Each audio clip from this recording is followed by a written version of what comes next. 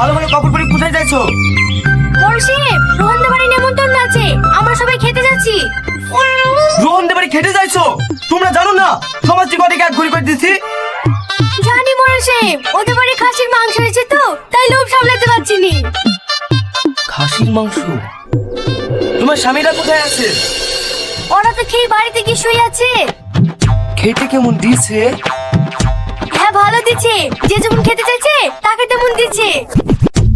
যে যেমন পাচ্ছে সে সেমন খাইছে, শুধু আমি খেতে পাচ্ছিনি।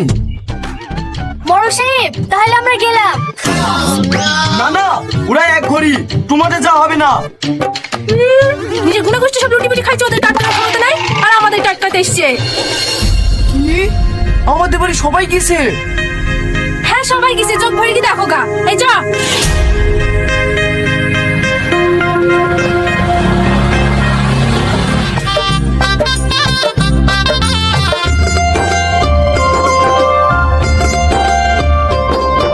জানো ভাই, তোমার আব্বার লেগে মনটা খুব খারাপ করছে। কেন ভাই? গ্রামের সবাই এসে খাওয়া দাওয়া করছে, শুধু তোমার আব্বাই আসলো না। আব্বার কথা বাদ দাও, ও মরল মানুষ, সবকিছু মেনে চুরি চলতে হয়। আমি একটা জিনিস ভাবছি, চাচার জন্য যদি মাংস ভাত পাঠায়, চাচা কি খাবে?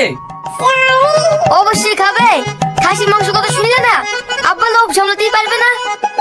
তাহলে তুমি একটু দাঁড়াও ভাই, আমি চাচার জন্য মাংস ভাত লাসছি। ঠিক আছে ভাই।